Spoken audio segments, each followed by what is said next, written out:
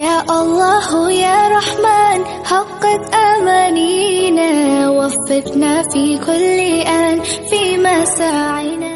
پیارے ناظرین، میدان کربلا میں 10 محرم الحرام سن 61 ہجری میں جہاں کڑیل جوانوں، بڑے بزرگوں، نوجوانوں اور دودھ پیتے بچوں نے اپنی جانوں کی قربانیاں پیش کر کے ایک نئی تاریخ رقم کی ہے، وہیں حق و باطل کی اس جنگ میں خواتین، جنہیں عام طور سے صنف نازک کہا اور سمجھا جاتا ہے، نے بھی ایسا کردار ادا کیا ہے کہ اسے کبھی بھی بھلایا نہیں جا سکتا۔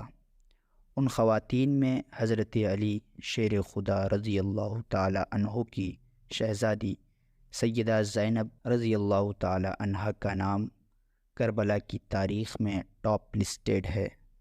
حضرت امام حسین رضی اللہ تعالی عنہ سے بے حد محبت رکھنے والی سیدہ زینب رضی اللہ تعالی عنہ، جنہوں نے اپنے 2 نوجوان بیٹوں اون و محمد کو بھی اللہ کی راہ میں قربان کر دیا، خود انہوں نے کربلا کی داستان میں وہ کردار ادا کیا اور اس کے اتہاس میں ایک ایسے چیپٹر کو ایڈ کیا کہ جس کے بغیر کربلا کی تاریخ ہمیں ادھوری نظر آتی ہے۔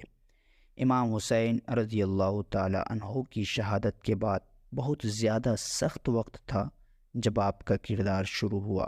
دوستو، یہ بات تاریخ کے ایک ایک پیج پر صاف صاف لکھی ہوئی دکھائی دیتی ہے کہ دین اسلام کی حفاظت امام حسین رضی اللہ تعالی عنہ اور ان کے ساتھیوں کی شہادت کے ذریعے ہوئی، اور اس مشن کی تکمیل سیدہ زینب رضی اللہ تعالی عنہ کی قید اور شام و کوفہ کے درباروں میں آپ کے شاندار خطبات کے ذریعے حاصل ہوئی۔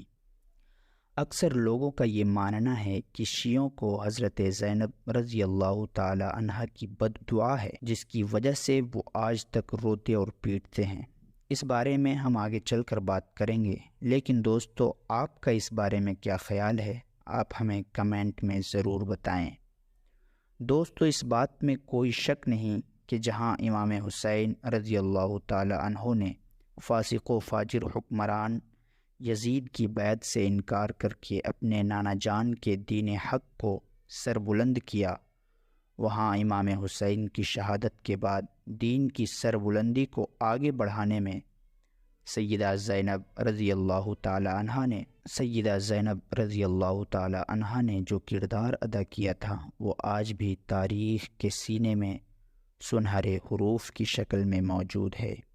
امام حسین رضی اللہ تعالی عنہ کے مقصد کو الگ الگ جگہوں پر اور خاص طور پر یزید کے دربار میں جب شہدائے کربلا کے کٹے ہوئے سروں کے ساتھ فتح کا جشن منایا جا رہا تھا اور الگ الگ ملکوں کے نمائندوں کو دعوت دی گئی تھی، ان کے درمیان دلوں کو جھنجھوڑ دینے والی بے مثال تقریروں کے ذریعے بیان کرنا اور یزید کے کالے کرتوتوں اور اس کی بدعنوانیوں کو زمانے کے سامنے لانا، یقیناً یہ دلیری اور بہادری صرف اور صرف سیدہ زینب رضی اللہ تعالی عنہ کے حصے میں آئی۔ پیارے دوستو، سیدہ کے تقوی اور دینداری کا یہ عالم تھا کہ اتنے سخت حالات میں بھی اپنی نمازوں کو نہیں بھولیں، اور قید کی حالت میں جب ہاتھ بندھے ہوئے تھے اور خود اونٹ کی ننگی پیٹھ پر سوار تھیں تو نماز کو نہ چھوڑا۔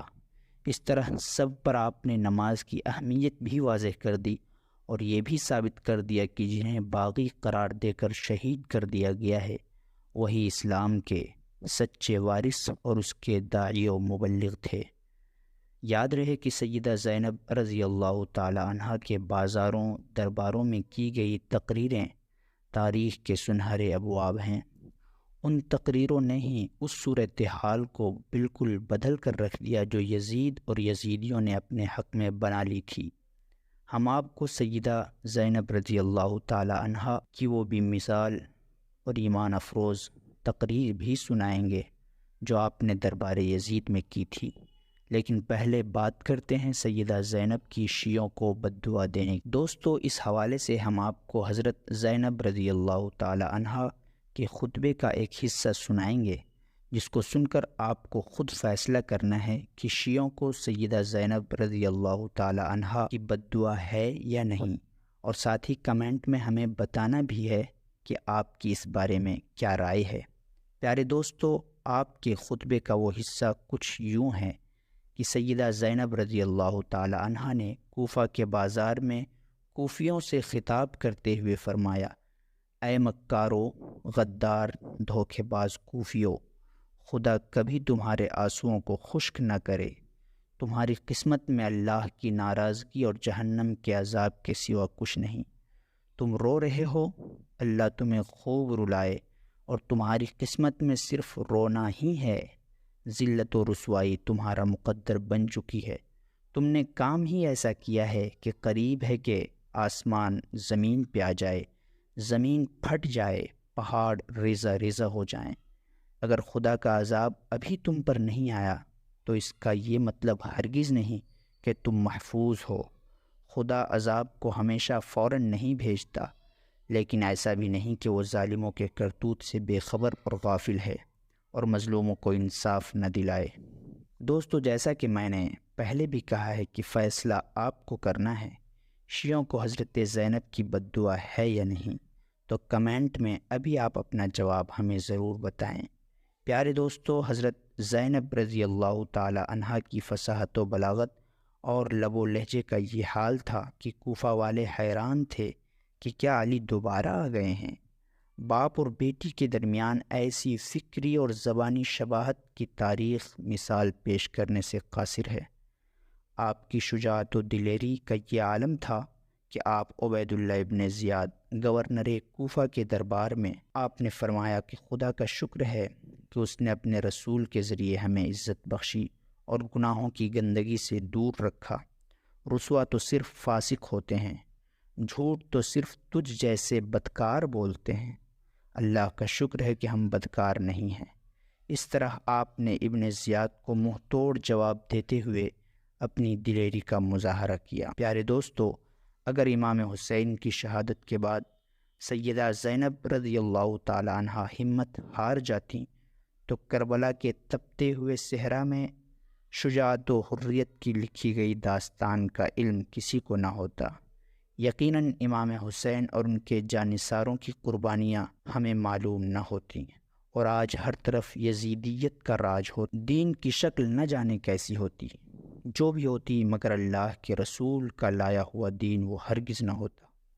سیدہ زینب رضی اللہ تعالی عنہا نے اس وقت پاک بیویوں اور شہیدوں کی بیواؤں اور بچوں کی ہمت نہیں ٹوٹنے دی، ان کے حوصلے بلند رکھے اور انہیں جلتے خیموں اور یزیدیوں کی لوٹ مار سے بچایا۔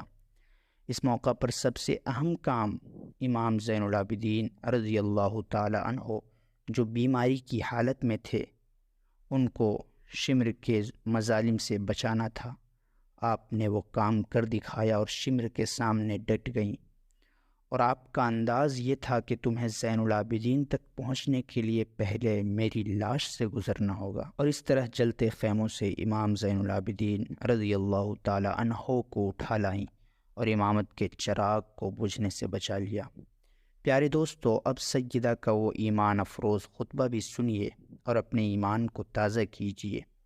آپ یزید کے دربار میں یوں مخاطب ہوئی، خدا نے سچ فرمایا کہ جن لوگوں نے برے اور گھناؤنے کام کیے ان کی سزا ان لوگوں جیسی ہے جنہوں نے خدا کی آیتوں کو جھٹلایا اور ان کا مذاق اڑایا۔ اے یزید، کیا تو یہ بھول گیا ہے کہ خدا نے فرمایا کہ اگر ہم نے کافروں کو چھوٹ دے دی ہے، فوراً ان پر عذاب نازل نہیں کیا ہے، تو وہ ہرگز اس خوش فہمی میں مبتلا نہ ہو جائیں کہ یہ ان کے لیے اچھا ہے، بلکہ ہم نے انہیں اس لیے مہلت دی ہے کہ وہ اور بھی گناہ کریں، اور آخرکار ان کے لیے ذلت و رسوائی کا دردناک عذاب ہے۔ اے اس آدمی کے بیٹے جسے اللہ کے رسول نے قید کرنے کے بعد آزاد کر دیا، کیا یہی انصاف ہے کہ تو اپنی عورتوں اور کنیزوں کو تو پردے میں رکھے اور رسول اللہ صلی اللہ تعالی علیہ وآلہ وسلم کی شہزادیوں کو قید کر کے در بدر پھرائے؟ کیا تمہیں اللہ کا فرمان یاد نہیں کہ جو لوگ اللہ کی راہ میں شہید کیے جائیں انہیں تم مردہ گمان بھی مت کرنا، بلکہ وہ زندہ ہیں اور انہیں اپنے رب کے پاس روزی دی جاتی ہے۔ اے یزید، تیری حیثیت میری نگاہ میں نہایت ہی پست و حقیر ہے، اور میں تیری بے پناہ ملامت کرتی ہوں اور تجھے بہت ذلیل و خوار سمجھتی ہوں۔ یزید، تجھے ہرگز یہ دھوکہ نہ ہو کہ زینب تیری طاقت و قوت اور حکومت سے ڈر جائے گی۔ اللہ کا شکر ہے کہ اس نے ہمارے بزرگوں کو سعادت و مغفرت کے ساتھ اس دنیا سے اٹھایا اور ان کے بعد والوں کو شہادت کے اعلیٰ مقام سے نوازا۔ دوستو، اس طرح سیدہ زینب رضی اللہ تعالی عنہا نے یزید کے دربار میں اسے آئینہ دکھایا، وہ بھی ایسے وقت میں جب آپ قید میں تھیں۔ آپ کے بھائی کا سر مبارک آپ کے سامنے تھال میں رکھا ہوا تھا، اور یزید نواسۂ رسول، جگر گوشہ بطول، حضرت امام حسین رضی اللہ تعالی عنہ کے دندان مبارک پر چھڑی مار مار کر اپنا جی بہلا رہا تھا۔ الگ الگ ملکوں کے نمائندوں کو دعوت دی گئی تھی کہ وہ تماشا دیکھیں، مگر تماشا دکھانے کے خواہش مند خود اپنے مہمانوں کے سامنے تماشا بن کر رہ گئے۔ اللہ پاک کی لاکھوں کروڑوں رحمتیں ہوں سیدہ زینب رضی اللہ تعالی عنہا کی قبر مبارک پر، آمین۔ دوستو، ہم امید کرتے ہیں کہ آپ کو آج کی یہ ویڈیو پسند آئی ہوگی۔ اگر آپ کو ویڈیو پسند آئی ہے تو آپ ہمارے چینل کو سبسکرائب کریں، ویڈیو کو لائک کریں، اپنے دوستوں کے ساتھ شیئر کریں۔ ملتے ہیں اگلی ویڈیو میں، تب تک کے لیے خدا حافظ۔